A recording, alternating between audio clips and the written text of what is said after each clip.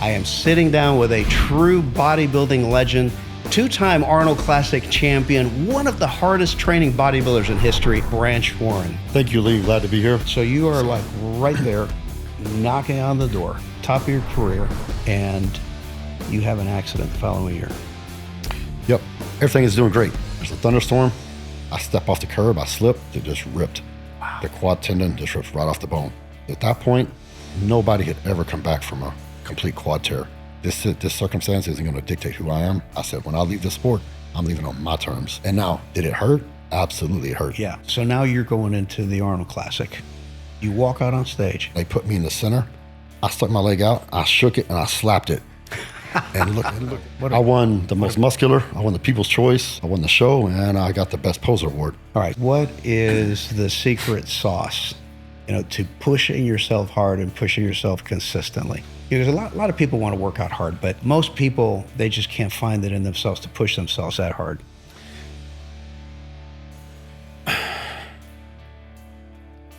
Where do you think the men's open bodybuilding is headed? Do you think it's headed in the right direction? I would say in the past 3 or 4 years now, there's a lot of depth there. You've got some good athletes, young guys coming up. Mm-hmm. You've got Samson, Derek, Hade, Martin, Hunter. Is it different? Do they look like us in the 2000s? No. No. Do we look like you guys in the 90s? No. So do you think it's headed in the right direction?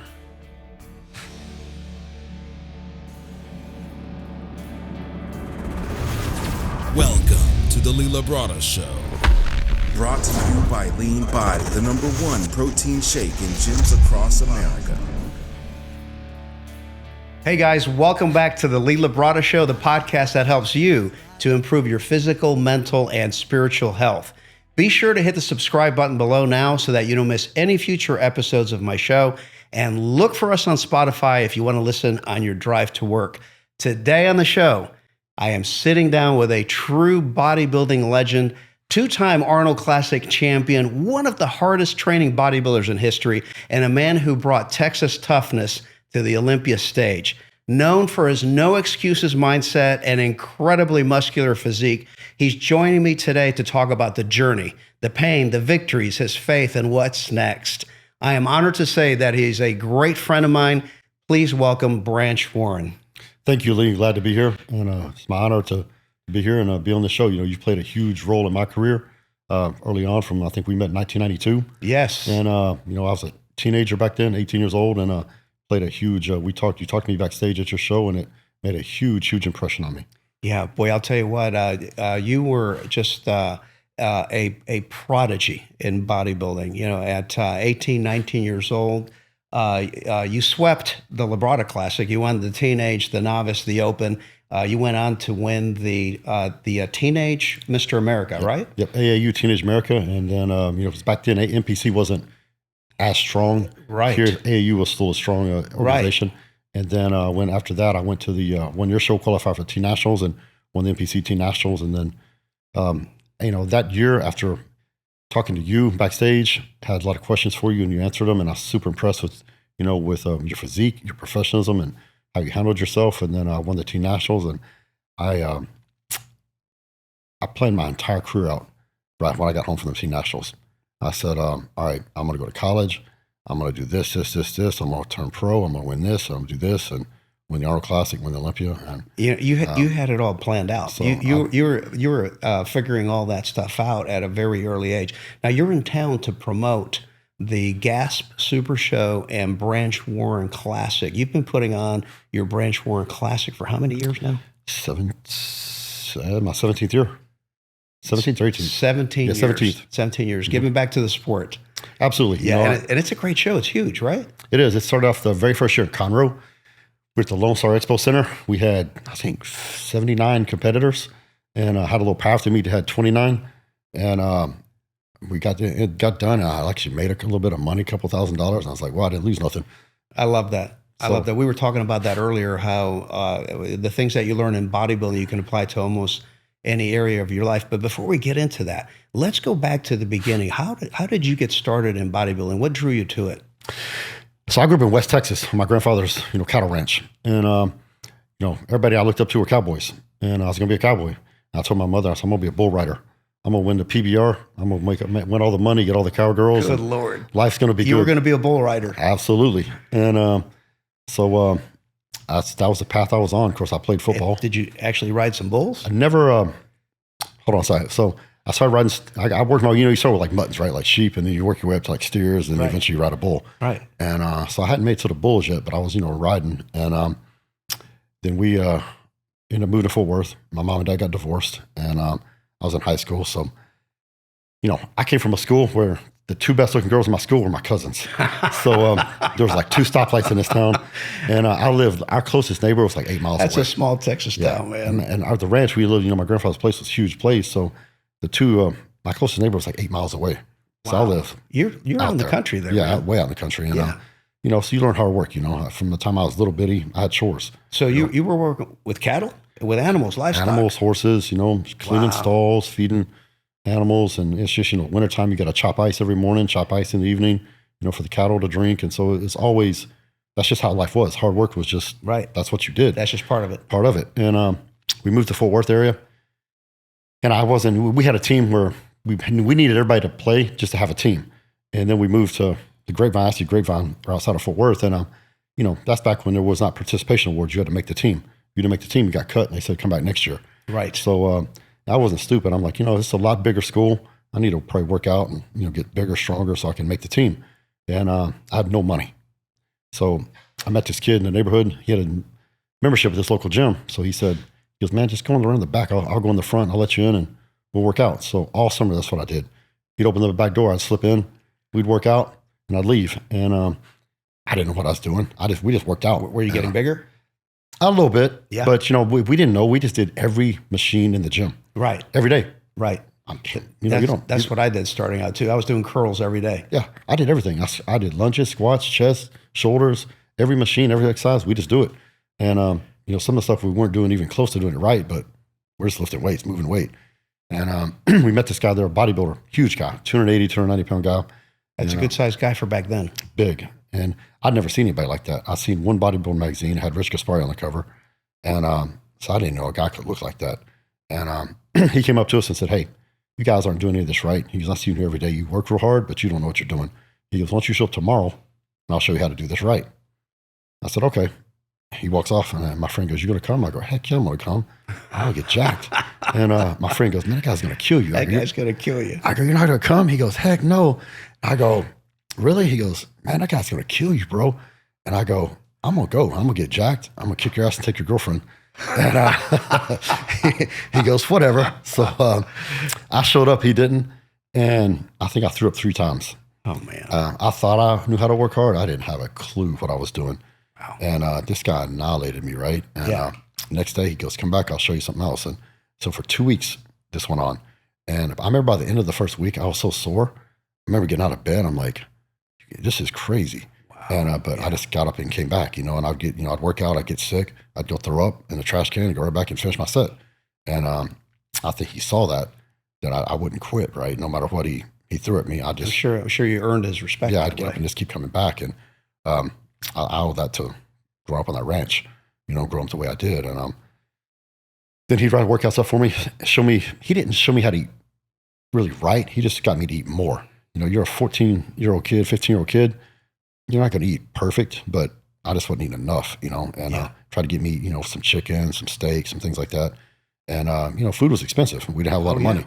So I had a job at the car wash, and so I started buying my own food and helping out because my mom couldn't afford it. And I think I gained 20, 25 pounds that summer. Man, that's a lot of weight. Yeah, but as a young boy that's working out, right, eating right, that's super doable. Now, when did you get it in your head? I'm gonna compete. I'm gonna try this. So the next summer, I made the team, played fullback, football, okay. And I had a great year. Ran track and field. And so when football's over, I started going back to the gym working out. And fast forward to the next spring, and he said, "Hey," he goes, "You ever think about competing?" I'm 16 now, and I go, competing. I'm looking at this guy going, "Are you crazy?" He's almost 300 pounds and ripped.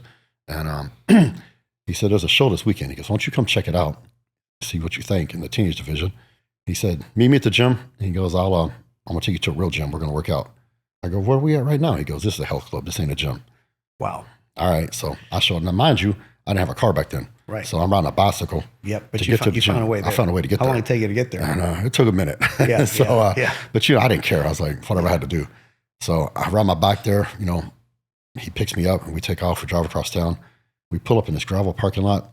Music's so loud you can hear it outside. The garage doors are open. There's these guys out there squatting in the parking lot. We walk inside, and it's the biggest guys I've ever seen in my life. There's one of these guys is bigger than Mark, and walks in and introduces me to the owner. His name's Brian, and he says, "Hey, this is the kid that Brian Dobson. This is Metroplex. This is Metroflex, the original." And that was your introduction to Metroplex. That was my introduction to Metroflex. It's about 102 degrees outside in the summer. Mark introduced me to Brian, the owner, and he said, "Hey, this is the kid I was telling you about. He's going to be good, and he wants to train here for the show." And I said, "Hey, I just want to do the train here for the next 3 months. I have no money." I said, "I'll take the trash out, clean the place up, if I can just train here, and get ready for the show." He said, "Let me look at you." I'll take my shirt off, hit a few shots. He said, "I'll tell you what, kid, you can train here all summer. Don't worry about paying." He goes, "If you win, you don't got to pay. If you lose, you're going to work it off." All right, hey, that's a fair deal. That was 1991, and it's 2025, and I still haven't bought a membership. Wow. So, wow. And Brian is your business partner. He is my business partner. How about that? In my shows. Isn't that something? Beyond being a friend and a trainer and ultimate motivator, he's my friend. And that's it. He's a man of God. We can talk about more about that later, and he played a part in that too. And but Brian is one of the most honest, genuine men I've ever met in my life. You're blessed to have him as a partner, and obviously he's one of those people that were seminal in your journey. 100%. And that's so. That first show, Brian trained us. This guy, Mark, turned out to be Ronnie Coleman's workout partner. Right. Ronnie was still amateur. Right. And he was impressive even as an amateur. He was just, the legend was just beginning. That's right. And, That's right. So, and this was 91. 91. So this was right before Ronnie won the IFBB Mr. Universe. Mm-hmm. He won that right after. And I remember he called Brian or called Mark, and told him they won. And Brian, I remember Mark called me and goes, "Man, Ronnie won. He's pro." And back then, that was the only pro in Dallas-Fort Worth. Wow. You were down here in Houston. Yeah. And Ronnie was up there, and that was it. That's something. It was different time. So that's 92 Mm-hmm. now, 92. Yep. So then what's next for you after that? What was next? So after that, I went to that show. I won it. You won the show? I won the show, first show. Was that your first show? It was the AAU Mr. Texas. Okay. And did you win the teenage division? I won the teenage division. And I was a lightweight. They had two divisions, lightweight and heavyweight. Okay. I had probably almost 20 kids in my division. Right. And I remember getting there. Yep. And I'll get backstage. I had no idea how I was going to do. And I'd been to one show in my life 3 months earlier. Right. Those guys had me prepared. So I had the right trunks on. I had a tan. Sure. Had a routine. Right. And I'm backstage, I'm looking, I go, "Just let me beat somebody. Just don't." I remember thinking, "Please don't let me get last place. Whatever, just let me beat somebody." That's something. And we start pumping up, and I look over and I see this kid, and I'm like, "Oh, I know I got him beat." Yeah. So I kind of settled down. I was like, "All right, I'm not going to get last place." And right. We went out, and I won my class. I'm like, "Isn't that something?" That surprised you? Yeah, I had no idea, and it's like, wow, I actually won my class, and I'm like ready to go eat, and they're like, "No, wait." I came out from behind stage, and Mark's like, "Yo, man, you got to do the overall. Get back there." I'm like, "Huh?" I didn't know. Right. So I run back there, and they're yelling my name because other classes, finishing up the heavyweights, and I strip back down and get ready, and they put me back on stage with this other kid, and we go through all the mandatories and everything, and this kid's big, and he probably was, I don't know. 20. What are you thinking at that point? This kid's too big to beat? I thought he was going to beat me, honestly, because he was a lot bigger than me. Right. And I still didn't understand the judging. You just didn't understand the criteria. Point. Yeah. I was a lot leaner than he was. It's not about the biggest guy. And yeah. I didn't know that, though. I thought it's bodybuilding. I thought, man, this dude's big, so I'm not going to beat this guy. Right. And we get done. I'm thinking, all right, man, I won my class, so whatever, I'm good. And they called my name at first. So I won. And I'm like, I wish I had the video with me, because I'm sitting there, I'm like, and I hear about yelling for me. I'm like, wow, I actually won. I beat everybody. Wow. And I had no idea. How did you feel? That was probably the biggest rush. So it was a rush I ever had. And a surprise at the same time. Of all my shows, even including pro shows, right, I think none of them matched that feeling. So that was like, total surprise. The first time. Yeah. I just didn't want to get last place, and I ended up winning the overall. That's amazing. And so at what point do you say to yourself, man, maybe I can take it to the next level? So the next year I did a NPC show and NPC Metroplex Classic up there in Dallas. And then it was so fun. You know, I was working out, I had muscles, you're at six pack, you're ripped or all this stuff and playing football and playing, sports. I looked at bodybuilding as something I did for fun to help me be better at my other sports. Mm-hmm. It wasn't until I came down, I won your show, and then a few weeks later, I won the teen nationals. And I got home on that Monday, and I was driving to Metroplex. And at the time, I was the first person in Metroplex to win a national level show. Right. It was just a teenage show, but Ronnie, a national show. Ronnie hadn't done what he was just getting started. And I came to the gym, and everybody's like, they just banner up there for me or something. It was pretty cool. And I remember on that drive from the gym to my house, I planned my entire career.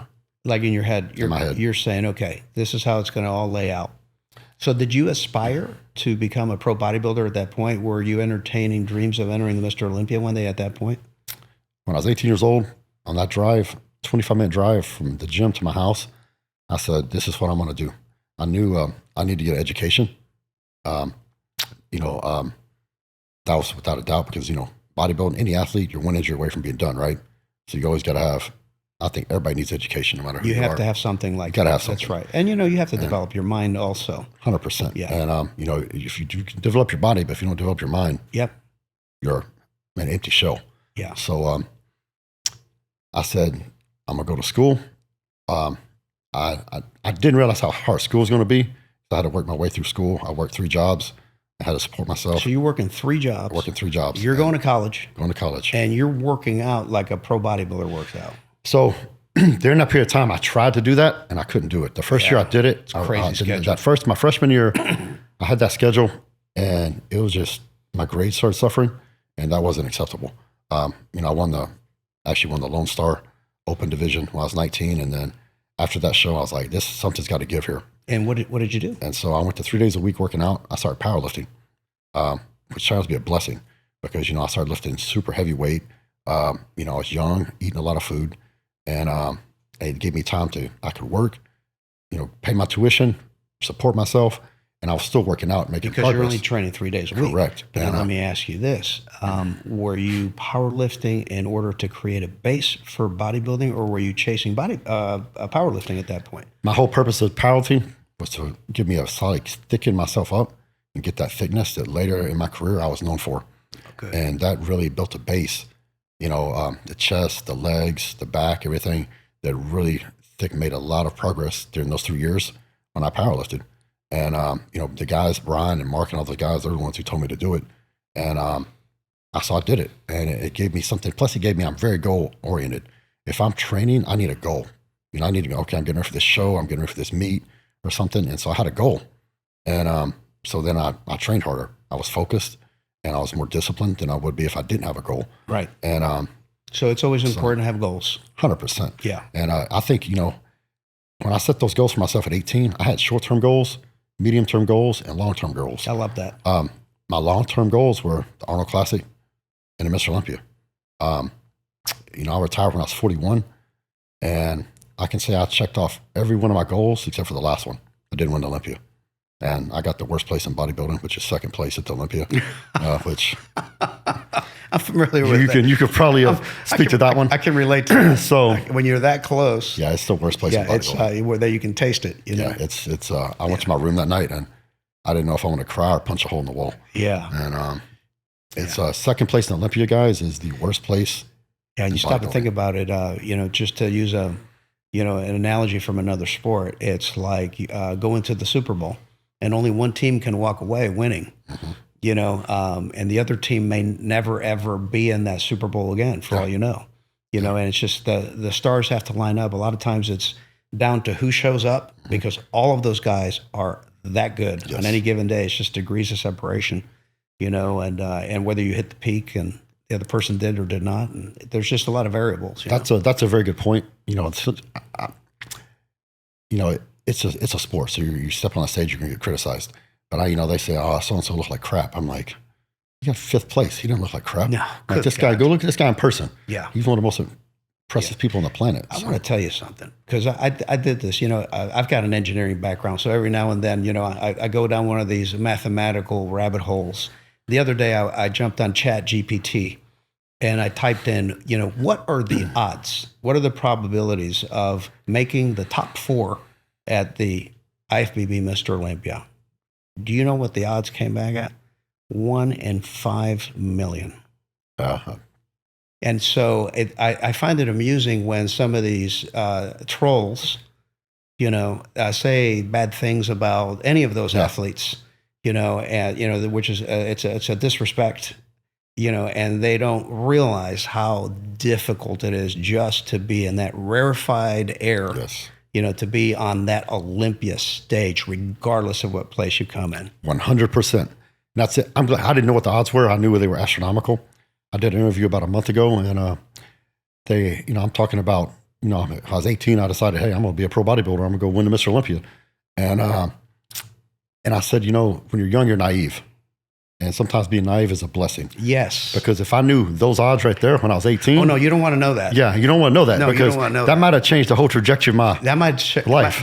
Those odds might change the whole trajectory of humanity. If those that do great things think about the odds beforehand, typically those that do great things, it's because they buck the odds. 100%. They're just bound and determined to achieve their goal regardless of what anybody says. So let me ask you this: you got your pro card in 2001? Yes. And what show did you win to get that one? Won the NPC Nationals. The NPC Nationals. That's right. And you won the heavyweight. The heavyweight division. And then did you take some time before you went on to your first pro show to build up further? Or? Yeah. So that show, I trained with Johnny Jackson for that show. Yes. That's a whole story in itself, how we got together. But I've heard about those workouts. Yeah. So, he was in the gym. I was in the gym. I know he's counting my reps because we were on the same schedule. Yeah. If I was squatting, he'd be squatting next to me. Yep. And if I did 10 reps, he'd do 11 or 12. Yeah. And so I know I'm counting his reps, and I know he's counting my reps because whatever I do, he's doing more. That's right. And so I'm like, you know what? I put more weight on the bar. And I'm like, he'd put more weight on the bar. And so this went on for quite a while.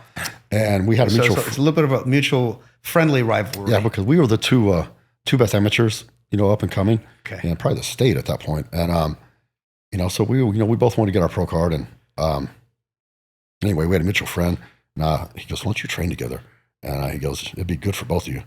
And I said something to him. And I said, hey, you doing the nationals? He goes, yeah. And we just did the USA previously. He won a lot of heavyweights, but he didn't win the overall. I got third in heavyweights. And back then, one person got a pro card. It's not like today where they give them out like, Yes. Yes. I know about that. And I tell people that, that back in the day, back in 1985, when I won the IFBB, let's just say when I won my class at the Nationals, I didn't get my pro card winning my class at the Nationals. That got me a plane ticket to go compete in the IFBB Mr. Universe. And I had to win the IFBB Mr. Universe to get my pro card. Yes. There were typically half a dozen new pros every year. Now, here's the difference. The difference is that back then, those new pros, most of them were ready to step on the Olympia stage. They looked like pros, and they were successful because you matured as an amateur. Yeah. And so by the time you got that pro card, you could hold your own on the pro stage. Yes, you could. And that's what changed. That's what changed. So back to your question, I turned pro 2001. Johnny won the overall at the Nationals. I got the heavyweights. He was a light heavyweight. And then he jumped right in. And I looked at my physique, and I didn't want to be one of these guys, I just want to go get seen or whatever. I'm like, no. I want to go win. If I'm going to train for that show and step on stage, I want to beat everybody. And if I don't feel I'm ready to do that, then I'm going to do what's necessary in the gym, and I'll step on stage when I'm ready to step on stage. And so that's what I did. I took almost 2 years off. I turned pro 2001. It wasn't until the end of 2003 that I stepped on stage. And I did the Night of Champions. The last year they had the Night of Champions before it became the New York Pro now. Yes, that's right. At the old Beacon Theater in New York. Old Beacon Theater. Yeah, all the legends of the sport stood on that stage. That's right. And that was cool in itself. But I got 8th place in my first pro show. At the time, that was the worst placing I'd gotten in your whole life. What'd you think? I was pissed. You were pissed. Yeah, there was so 50, there was 54 guys in the show. It motivated you to Yeah, it motivated me more. I left New York like mad. That's good. I'm like, no, this is nonsense. And you start thinking, okay, do I have what it takes, to do this? We all have that moment. I just got my butt spanked, and I wasn't happy by any means. I remember I flew home, went to my apartment, changed clothes, and went right to Metroflex. I love it. And I was pissed. I love it. And I walked in and I didn't even speak to nobody. I just went and started training. I was so mad. You just got after it. And so then 2004, and that's the only show I did in 2003. I didn't qualify for the Olympia. I didn't even want to do another show because I'm like, okay, I realized I need to make some improvement. I'd made a ton of improvement in those 2 years I took off. I'd got much heavier. I brought my shoulders up, my arms up, and my back, everything had come up. Chest and legs were my strong points. So fast forward to 2004, I did the GNC Show of Strength. And that was a big show, back in those days. And I got fourth place. Climbing. Yeah, fourth place. And you had, some of the top guys, like Gustavo Bedell, Victor Martinez, who was already doing well at the top, at the Olympia. And so I did, I beat a lot of good guys at that show. There were some top 10 Olympia guys there, and I beat them. Right. And I'd made a lot more improvements since that night of champion showing. So that motivated me. And I still wasn't happy though. And went back to work. And then for another year, 2005, I did the Dallas Europa. I won that show. Went the next week to Charlotte. Went to Charlotte Pro, won that show. And, now you're winding up. Now I'm like, I remember winning those shows. I'm like, all right, I can do this. I can stand on stage with these guys. And Dennis James was at the Charlotte Pro. He just got fourth at the Olympia. And I just beat him at the Charlotte Pro. Okay. And I'm thinking, all right. I'm in the money at the Olympia. I can do this. And I went to the Olympia. Yeah. Got 8th place, my first Olympia. Then I followed up 3 months later. I got 2nd at the Arnold to Dexter. And then it just took off for me. That's amazing. That's amazing. So then you keep competing. In 2009, you go up against Jay Cutler in the Mr. Olympia. That was a legendary show. What was running through your mind? You know when you're on. When you're getting ready for the show, one of those preps where everything just falls in place. You know when you're on. And you just know. And I knew it was going to be good. And, at that point I'd won several shows. And I knew if I could, you have this mental picture, if you can get there, that you can beat everybody, right? And I never got there, but I got real close that year. And I remember backstage looking around, and when everybody strips down, you look around and you're like, he's on, he's off, he's on, he's way off. Oh yeah. And And I started checking it down as I'm pumping up, and I'm like, I looked at Jay and I'm like, Jay's the best he's been. Because he got beat the year before. Dexter was actually Mr. Olympia. Right. And that was 2008. Yeah. And Dexter looked about like he did the year before. He looked really good. Did I know how I was going to shake out? No. I felt very confident I was going to be in the top 5 up there somewhere. Sure. And I didn't know where based on the call-outs. Right. I thought it was going to be top 3. Right. But I didn't know. You just don't know. Everybody's so good at that level. And I didn't know. And you're standing on stage and they start calling out the 6th, 5th, 4th, and then they get to 3rd place and they call Dexter in 3rd. And I remember sitting there going, I just beat Mr. Olympia.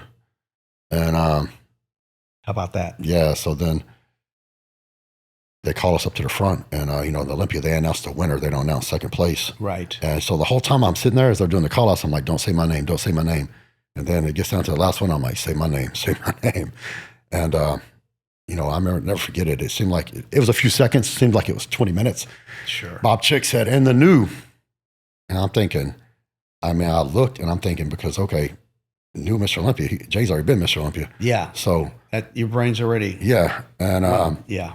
Then they called Jay's name and I was like, you just smile and it is what it is. Yeah. So. Yeah. Yeah, I've been there. I have experienced that. Yes. Yeah, that's a tough one. It's a tough one. Yeah, it's a tough one. But it's like, anytime that you attempt something great, you got to understand that that's the pinnacle of our sport, right? And there's just so many variables, as we talked about before. It's just everybody comes in trying to be in their best shape.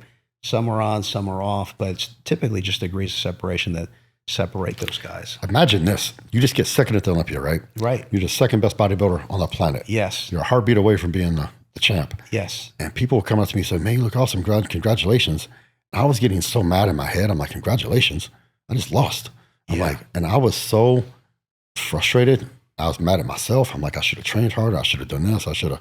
And because I'm like, I was so frustrated. And you can't say that to anybody because they're looking at you like, man, you look great. You just got second to Olympia.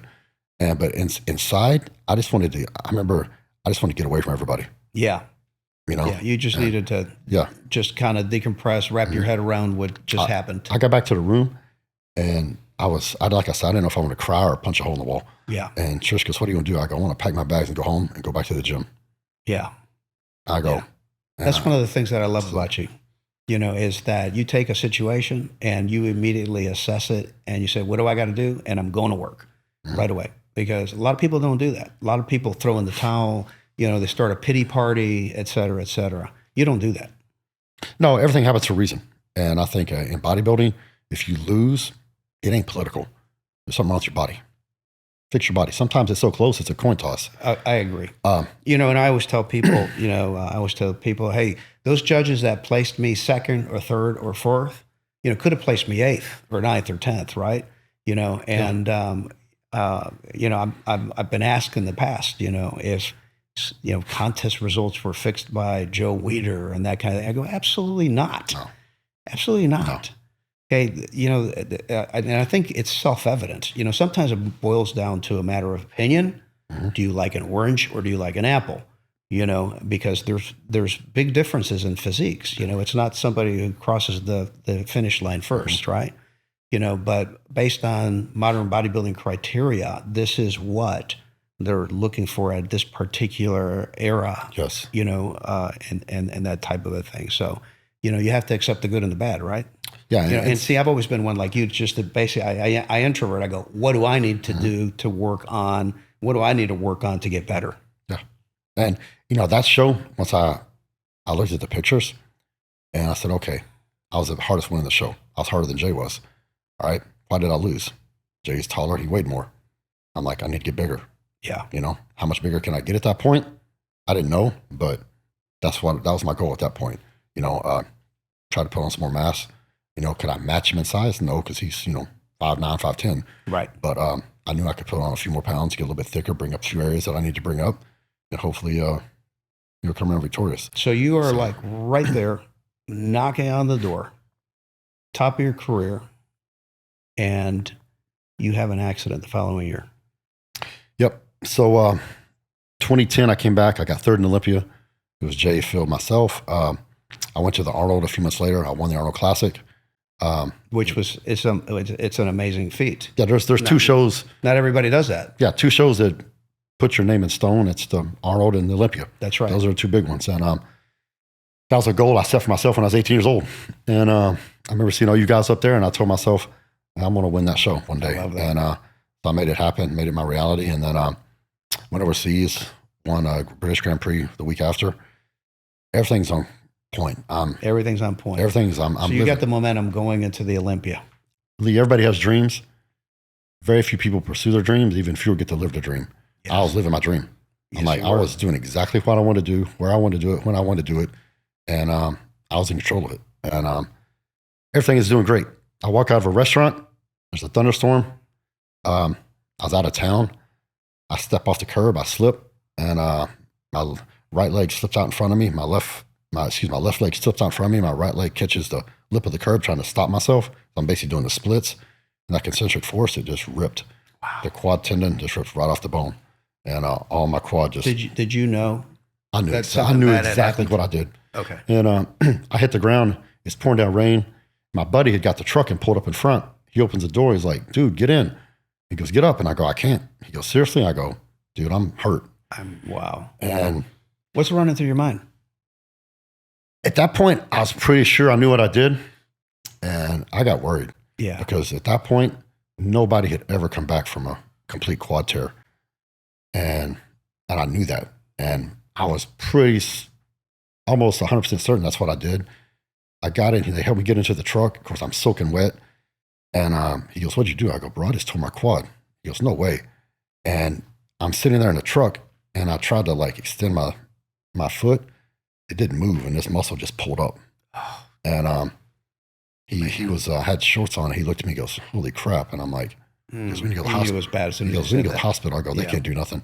I said, "Go to CVS, give me an ACE bandage, some ibuprofen, and some crutches."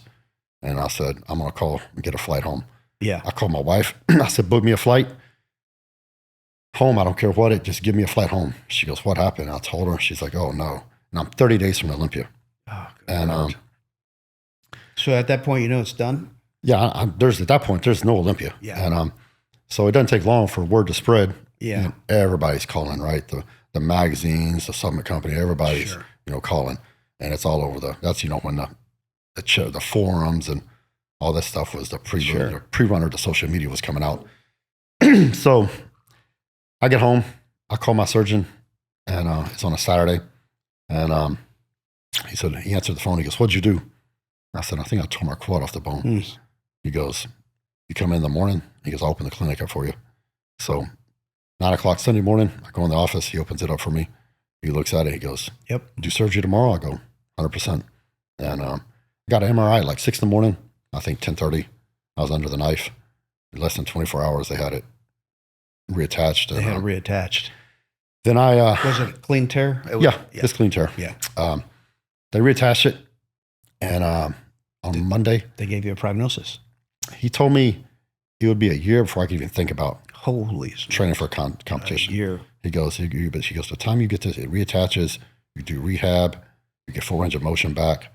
He goes, it's going to be a year before you can think about, coming back. And like I said, everybody I knew who had done that injury, no one had ever come back successfully from it. Mm-hmm. There's guys that could train again. There's guys that competed, but they never got back to where they were or improved. And I remember I'm sitting there on the couch, and everybody's writing my obituary. Could have, should have, almost was, but oh well. Yeah.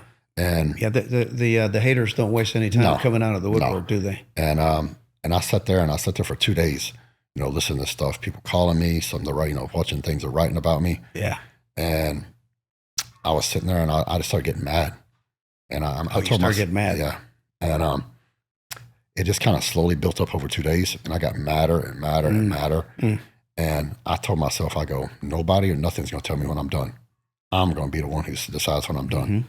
And I go, this circumstance isn't going to dictate who I am or my future. I go, I'm in control of my destiny and who I want to be. And I said, when I leave this sport, I'm leaving on my terms. You won the battle right there, buddy. And Wednesday afternoon, 2 days post surgery, I told Trish, I said, I'm doing the Arnold Classic. She goes, in 6 months? I said, yep. She goes, you better start eating. She went and cooked a big bowl of rice and chicken, and she put it in my lap. I love her. And I remember I put ketchup all over it, and I started eating. I ate this giant salad bowl full of chicken and rice, and I stuffed myself, and that's when I started training for the Arnold. That's great. And I went to the Olympia, which was less than 30 days away, and I was on crutches and a brace, all this stuff, and they brought me the microphone in the audience, and they asked what you're going to do, and I said, I'm going to win the Arnold Classic. And the crowd didn't really cheer. They're kind of like, yeah, okay, buddy. That's good dreaming. And I sat down, and Trish said something. I go, she goes, well, you kind of set the bar pretty high. And I said, I'm going to do it. And I knew I was going to be able to compete. I didn't know if I was going to be able to compete successfully. And that's the only time in my life I went to Brian once I was able, you got to wait 6 weeks for the tendon to get reattached. After that, you can start, rehab and training. And so I went to one physical therapy session, and the lady goes, are you getting anything out of this? I go, no. She goes, you gonna do it yourself? I go, yes. Yeah. And I left, and I went to the gym. I told Brian, I said, I need your help on this one. And he said, all right. And we talked about it, and he told me how he wanted to do it. That's the only time I've ever disagreed with the man. And when it came to bodybuilding, I never disagreed with him before or since. We came back the next day, and we had the whole conversation again. Okay. And because the way he wanted to do it wasn't how I wanted to do it. And I said, Brian, it's in your hands, man. You tell me to eat nails, I'm eating nails. let's do this. And we started. And that's the best decision I ever made. And so, you're just a few weeks past this injury. Mm-hmm. How do you start rehabbing that? I mean, you start off leg extensions? Yeah, with like a rubber band. Right. You put a rubber band around the end of a table. Yeah. I'd sit there and just work it. Okay. And then I'd work on range of motion. Range of motion was the hardest thing to get. Okay. It was hard to get your range of motion. Yeah, I mean, believe it or not, I could touch my heel to my butt even when I was 270 pounds. Mm-hmm. And when you first get done surgery, man, you just got just a little bit. Yeah, you're locked up. So every day you work stretching. Get a little bit more range. A little bit more. Okay. And then he bought some machines just for me, for the gym. He wanted me to use. And the first day I did leg press with the first, like a workout. I had one plate on one side of the 40 of the I believe 45 pounds. Yeah, I barely could do 10 reps. Yeah, with that right leg. Wow. And it was shaking so bad. Oh yeah. And I'm sitting there and I just started getting mad. I'm like, this is BS. And I got so mad. I punched my knee. I was so mad. And I took off the rack and I did it again. And I did it again. And I did it again. And I did it again. And Brian just kept pushing me. And the next week we put more weight on. Next week we put more weight on. And this thing starts responding. It starts responding. And so you start growing again. Yeah. And now, did it hurt? Absolutely it hurt. Yeah. And there was days I went home and I just laid there and rocked. I just sit there on the couch and just rock. Because of the pain? It would throb so bad. Okay. And but I wouldn't take painkillers. I wouldn't take ibuprofen or nothing. Put ice on it? I'd ice it. Yeah. But I didn't care. Yeah. You're going to do it one way or the other. I didn't care. And everything I dreamed of, I was living and I wasn't going to let it. I wasn't going to give it up. Right. And I didn't care. I didn't care how bad it hurt. I did not care. And I couldn't even sleep at night some nights. It would wake me up aching. So this thigh starts growing again. Mm-hmm. How long before you were able to, how far out from the Arnold Classic were you finally able to reach training poundages that would ensure that your thigh development would be up to par at the show? So when I was probably 2 months out, mm-hmm. I could squat 315 for 20 reps. Okay, that's respectable. Okay, so was I close to what I had done prior injury? No, but it was enough weight and I could push it hard enough. It was growing.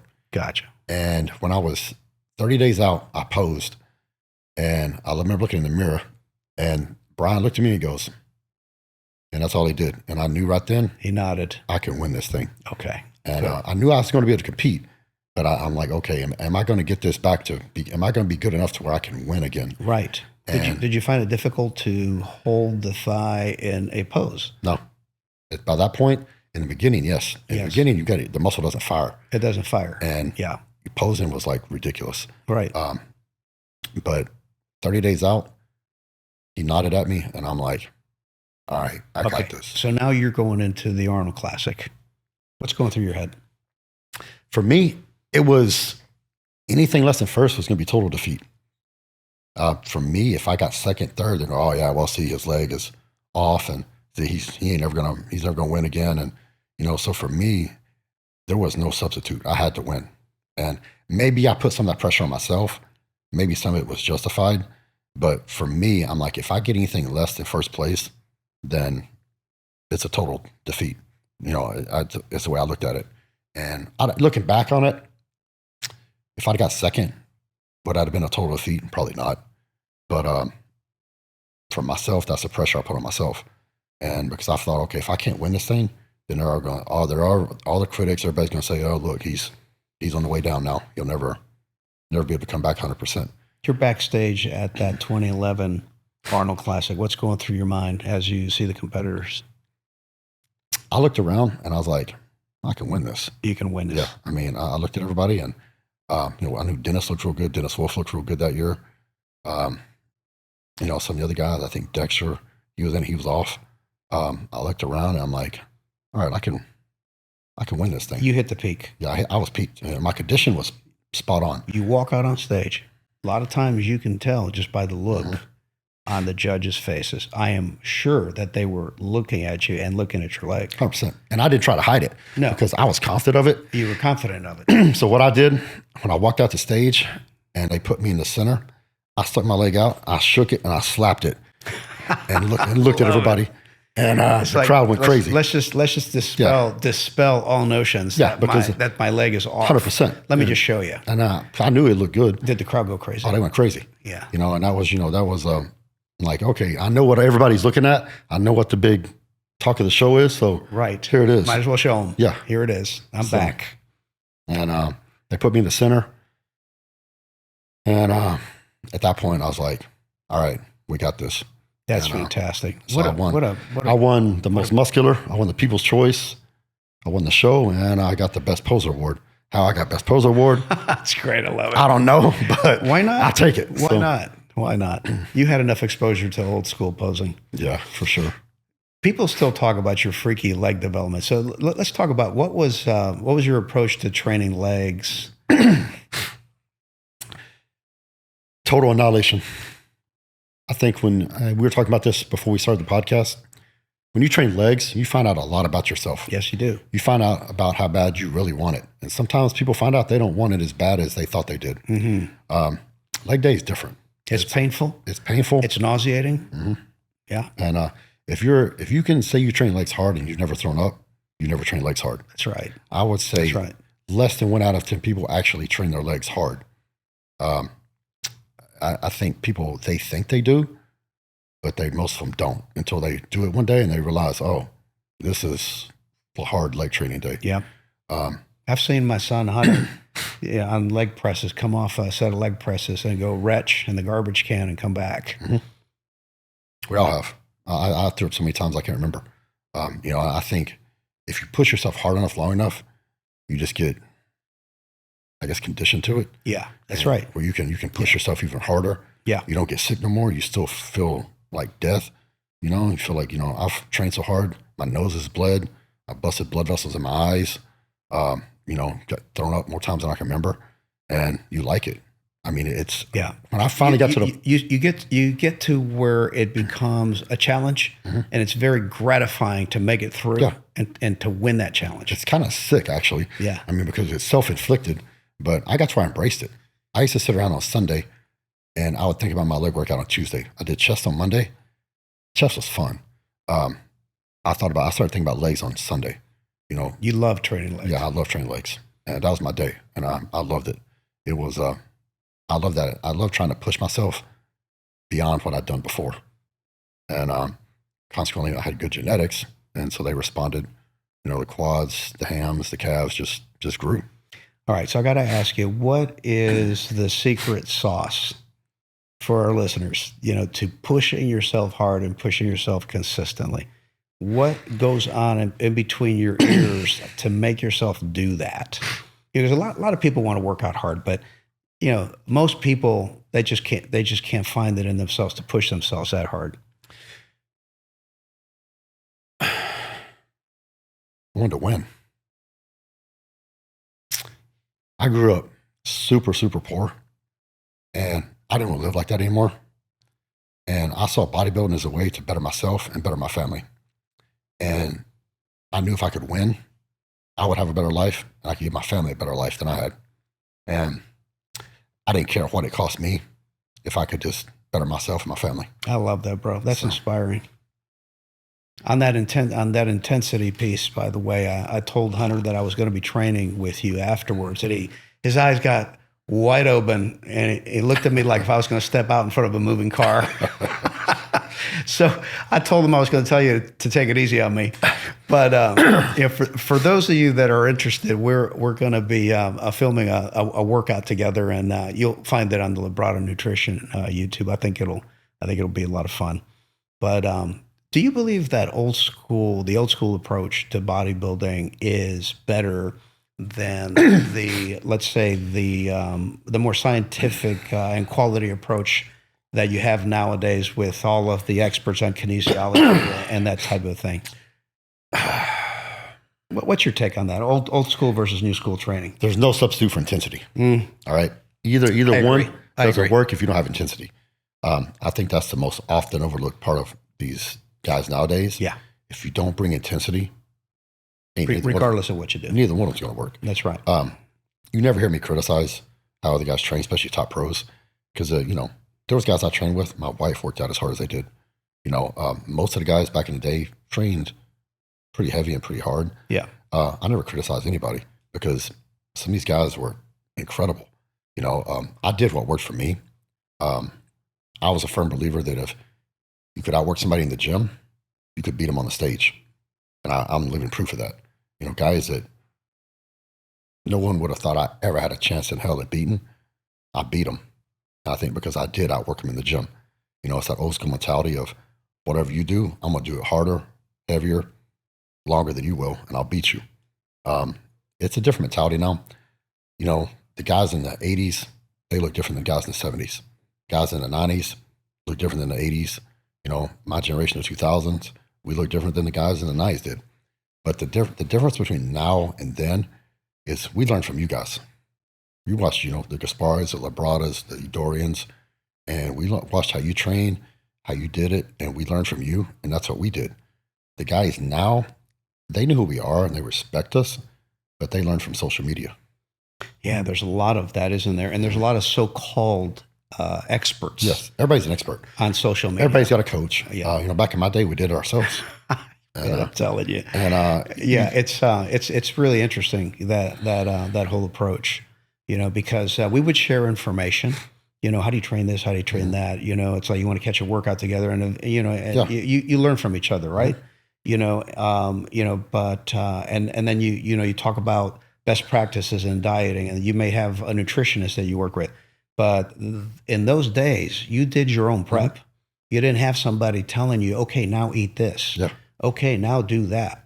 And one of the things, whether you use a coach or not in bodybuilding preparation, one of the things that I think is very, very important is learning your own body. Yes. Even if you use a coach, be cognizant, be aware, of, if you have this input, this is the output that you get, cause and effect. Mm-hmm. You have to learn to understand that. I educated myself. I started as a teenager. Yeah. Once I realized the importance of nutrition, it's 80% of bodybuilding. Everyone thinks the gym is what it's all about. That's the stimulus, right? Yeah, that's the stimulus. That's 20% of the equation. The other 80% is nutrition. And so I started studying nutrition.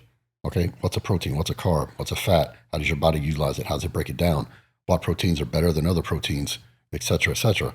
And I educated myself. And then through trial and error, I just figured it out. And then I learned my body.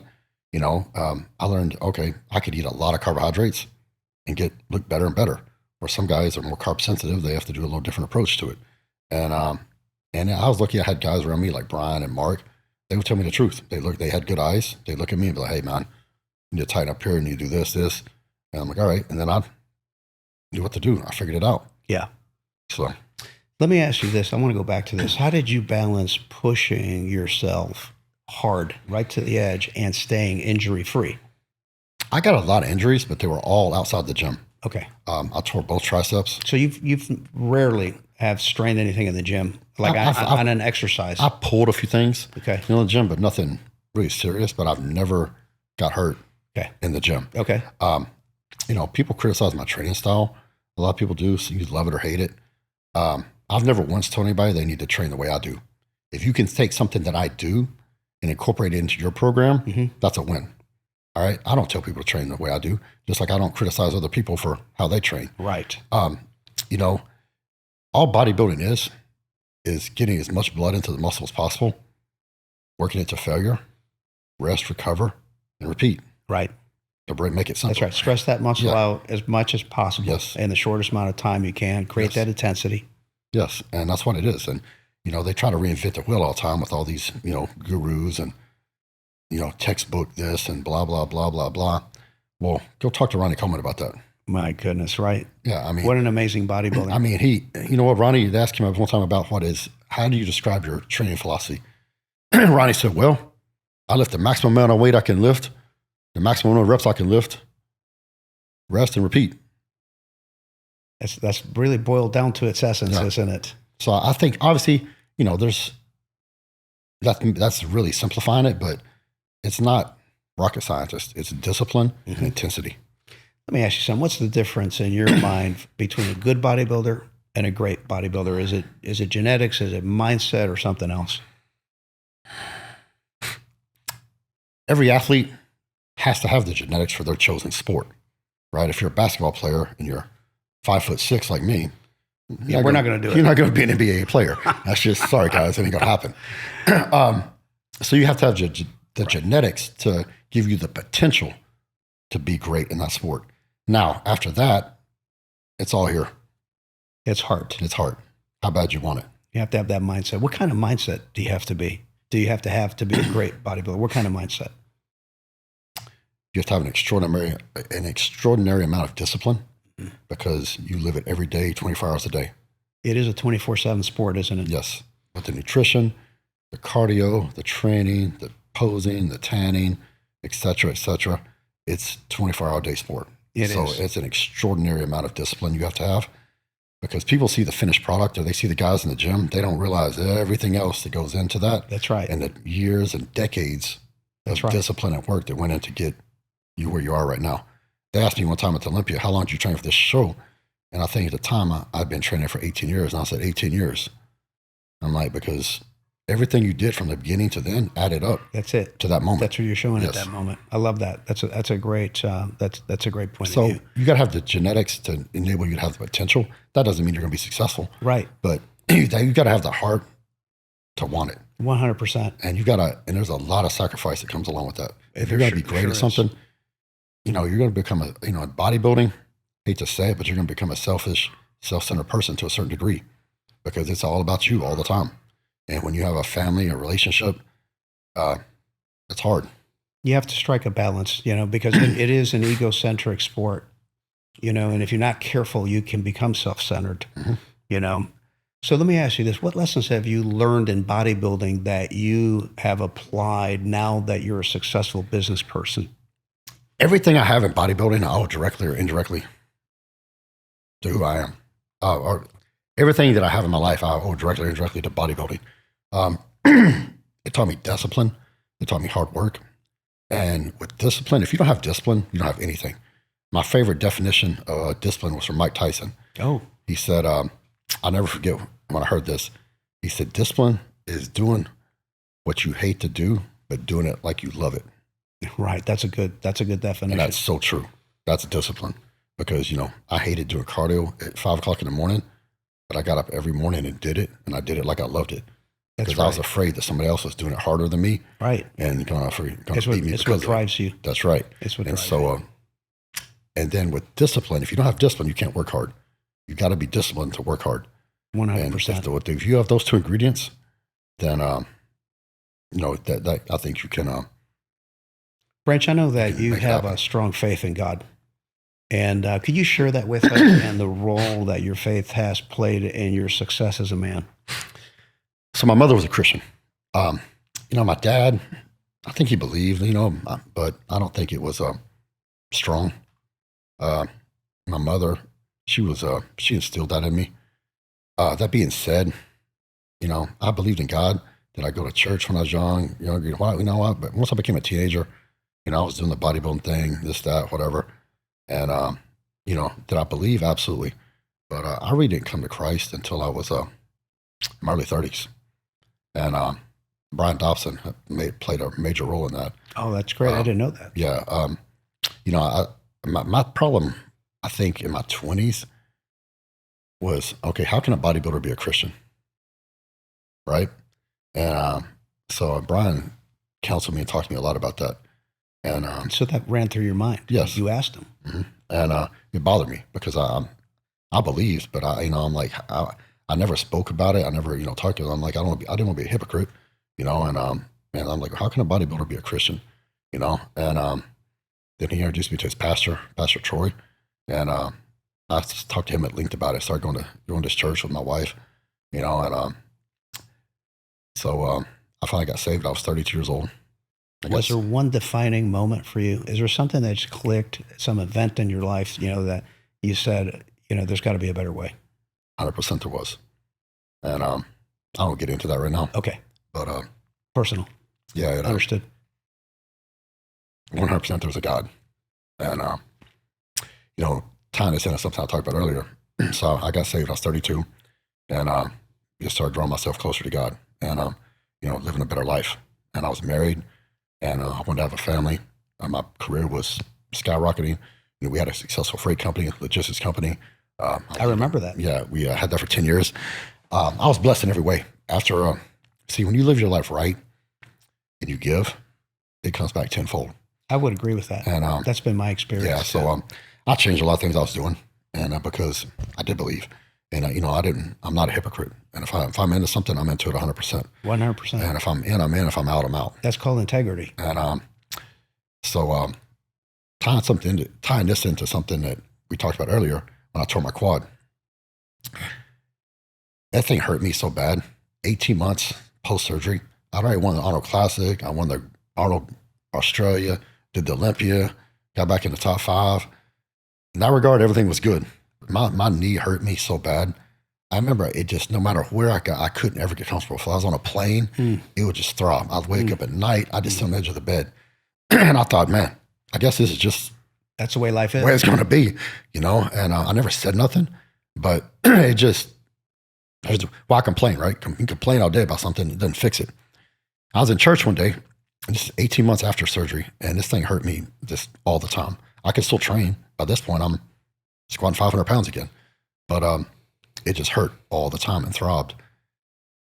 I'm in church, and so a woman walks up to me, and she says, you're in a lot of pain, aren't you? Your knee hurts. Wow. And I'm like, yeah, it does. She said, can I pray for you? I said, yeah. She put her hand on me, we prayed, and she walked off, and we walked out, and by the time I got to my truck, I got in the truck, and I was like, my knee don't hurt. Your knee stopped hurting. I got home. I was walking around the house. I was sitting down, and my knee didn't hurt. I got up the next morning. Didn't hurt.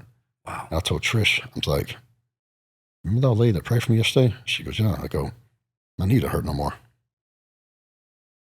She just smiled. It's amazing. So it's amazing. The power of prayer. Thanks for sharing that with us. You retired from the stage in 2016. What have you been up to since then? So I did my last show. I was 41 years old. I turned pro. I was 26. I never thought in a million years I would compete until I was 41.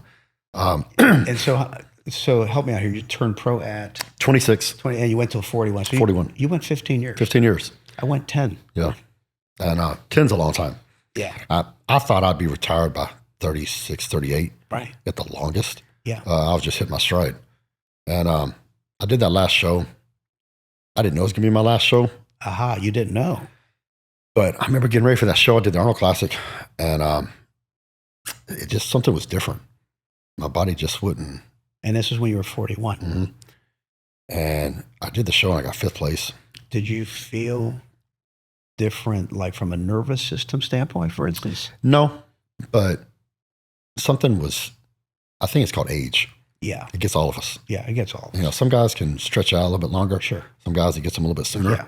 There's changes. Yeah. And for me, it was at 35. Yeah. Yeah, I noticed my last show at 35, it was different. Yeah. And it was really interesting because I was in the gym one day training normal.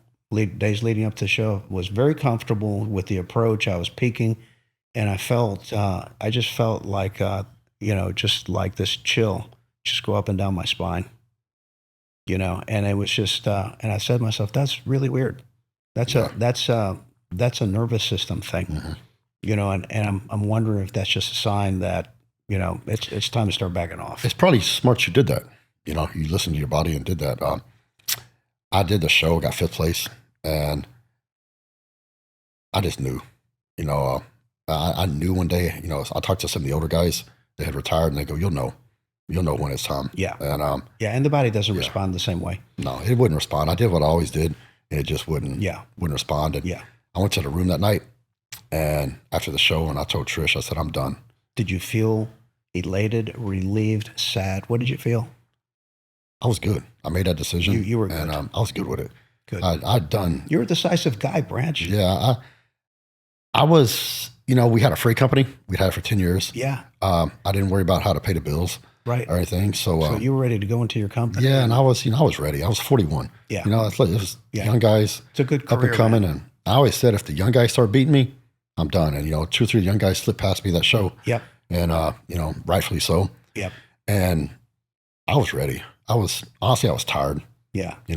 My entire life, I was a bodybuilder. I was eating chicken and rice, eggs, oatmeal, right, lifting weights, and, right, and doing what we do, putting on posing trunks and shaving our body and flexing at people. So I was ready for the next chapter. You were ready to go. We had a daughter, and I was just ready. You have a beautiful family. So, and don't you have a new addition? Yeah, I've got Morgan. He's 15, about to be 16 months old. Oh man, congratulations! So thank you. That's so great. I'm going to come back to the comment you just made about eating chicken, because this segues perfectly into what I wanted to ask you about next. You have a company called Wicked Cuts. Yes. And it's jerky, and it's really, really good. Tell us how you got started in that. Tell us how it's going and what your ambitions are with that. So I retired. I was 41. And I think the next year, Scott James, who was the owner, founder of BSN, he moved to the Dallas-Fort Worth area. And we were on a plane going to Vegas. And we just happened by chance to sit next to each other. And we'd known each other from the industry.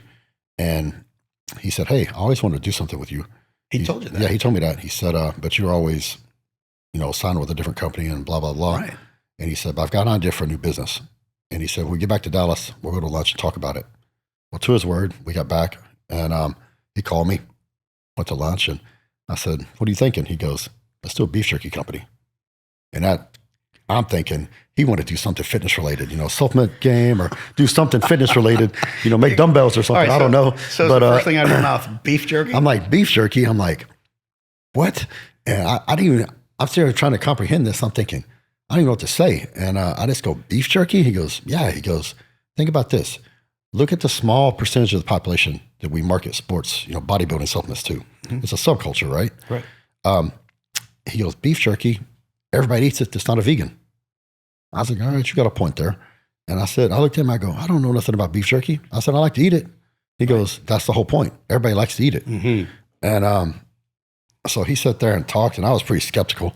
I'm like, what? And we talk. And I said, all right. I go, I know nothing about this. He goes, you're going to learn. And so he'd done some homework already. He'd done some homework. And that was how many years ago? That was, let's see, 7 years ago. Now, I know that it's doing well because I saw it on Amazon. It's all over the place. Yeah, we have our bacon jerky is number 1 on Amazon. Wow. Congratulations. We're in 7-Eleven, 8,000 locations across the country. Let's see, we're in Pilot Flying J's, we're in Sheetz, we're at Giant Eagle, Albertsons. There's a bunch of other ones, GNC's, vitamin shops. So the first 2 years into it, I was sitting in my office, sitting there going, what did I get myself into? Right. That's like any business, yeah. Right? And I'm thinking, man, this is what I get trying to go off and be a jerky salesman. I should have stayed in the bodybuilding world. I call these people, they're like, who? And every now and then they're like, oh yeah, you're that bodybuilder guy, right? I'm like, yeah. And you're selling what? Beef jerky? Yeah. So it was a challenge. I think the first couple of years, I remember being on the weekend packing orders in the back with Scott. I love that. And we kind of did everything. So I love that. That's similar to how we started. Yeah. With Labrada Nutrition. Just a little 2,000 square foot office warehouse space, packing boxes in the back with my dad, delivering them out of the trunk of our car. Yeah. It's. I did that too. I delivered. We started in the fitness industry, and we knew that wasn't going to be where, if we made it, it wasn't going to be the fitness industry, but it was a low hanging fruit because between me and Scott, Scott knows everybody. I mean, everybody knows me. Right. So I'm like, okay, we can get into these fitness shops, nutrition shops, and things like this, and get, start give it a shot. Yeah, get something going. Right. And so I used to deliver jerky all the time. I mean, I'd go to Dallas, Fort Worth, the mid cities, wherever, and they, hey man, I need to get a thing. I'm like, yeah, I'll bring it to you this afternoon, and I'd load it up, take it over, and drop it off myself. That's fantastic. And so that's how it started. And it's going great today. It's going great now. Good for you. Not that it was easy by any means, as sure. As I've seen what you've done over the years with Labrada, it's been incredible. Yeah. But I still tell people that I'm a protein shake salesman. I want to talk a little bit with you about the state of bodybuilding today. Where do you think the men's open bodybuilding is headed? Do you think it's headed in the right direction? If you asked me that 3 years ago, I would have said absolutely not. I think we went through a period of time where there was no depth in men's open bodybuilding.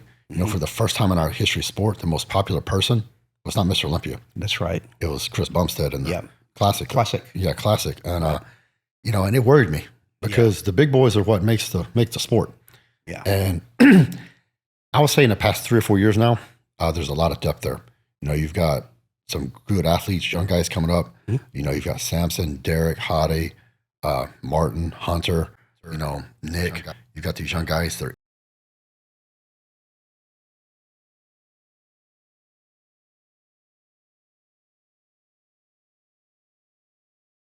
I think the sport's going to be okay. Is it different? Do they look like us in the 2000s? No. No. Did we look like you guys in the 90s? No. So do you think it's headed in the right direction? I don't know if that's for me to say. Okay. Fair enough. Because every generation, we handed the sport off to, my generation did to these guys, and they're taking it in the direction they want to take it in. Sure. Just like you guys handed it off to us, and Sure. we took it our direction. That's right. Do I agree with everything? No.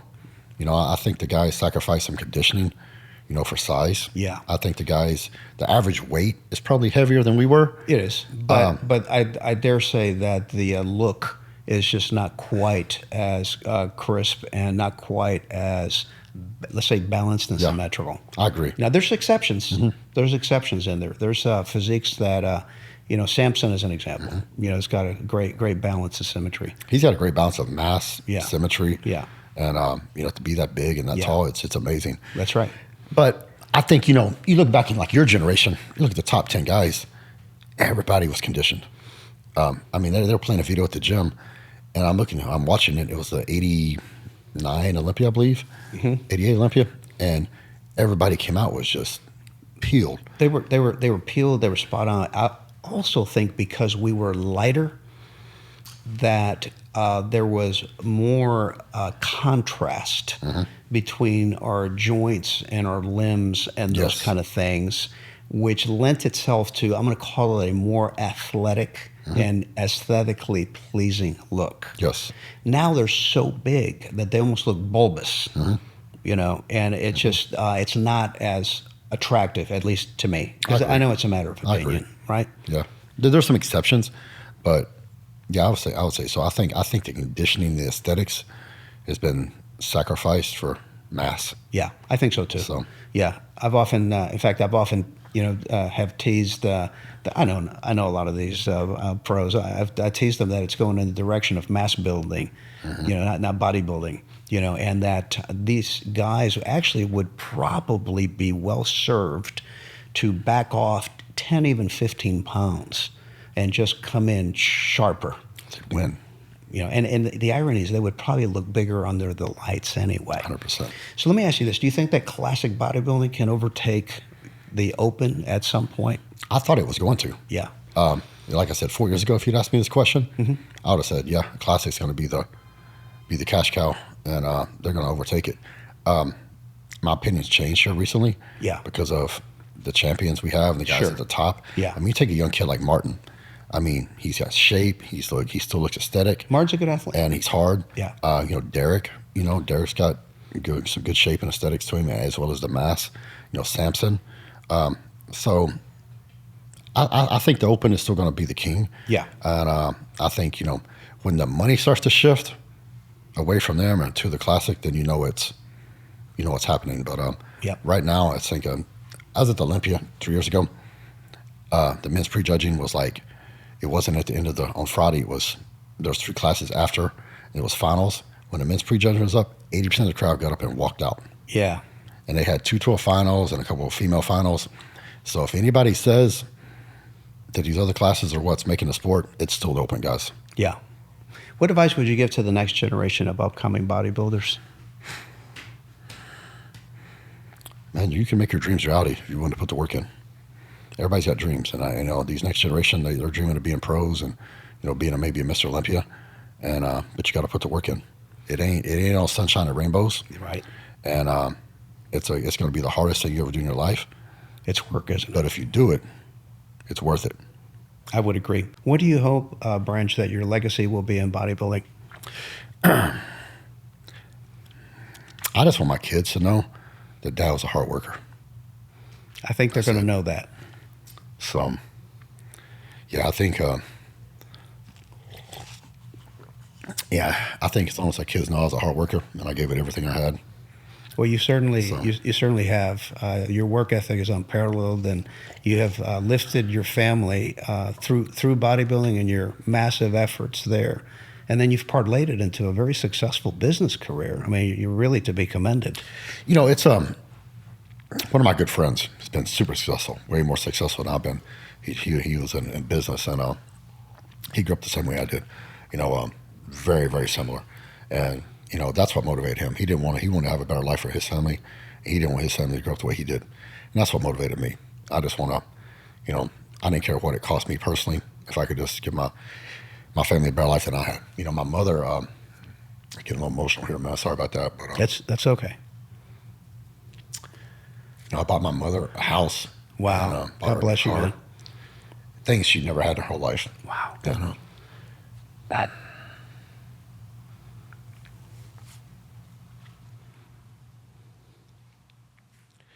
Excuse me.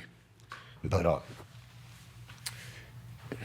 you just got to be willing to put the work in, make the sacrifice. God bless you, man. That's an incredible thing that you did for her, and I know that she sacrificed a lot for you. She's got to be so proud of you. Yeah. So, you just you can do anything you want to. You know, we live in a country where anything's possible. I love this country. I do too. And people that hate on it, they haven't traveled around the world. And you know, are we perfect? No, by no means. Yeah, but we're the best thing going. There ain't nothing better. Yeah, and we have it within us as a people to make it the best. Yeah, 100%. Yeah, 100%. Branch, where can our viewers find you on social media?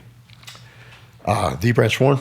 I'm on Instagram, Facebook, and at thebranchwarren.com. Okay. A website, and I've got links on there to all the shows, to Wicked Cuts. Okay, so they can find Wicked Cuts there too. 100%. You go to wickedcuts.com, and you know, we got online business. Of course, we're in thousands of stores now across the country, and try out the maple bacon. It's our number one seller. It's my favorite. You got me hungry. So maple bacon. It's like I tell people, one bite of that is so good it make you slap your mama. So. I love it. You guys heard it from Branch.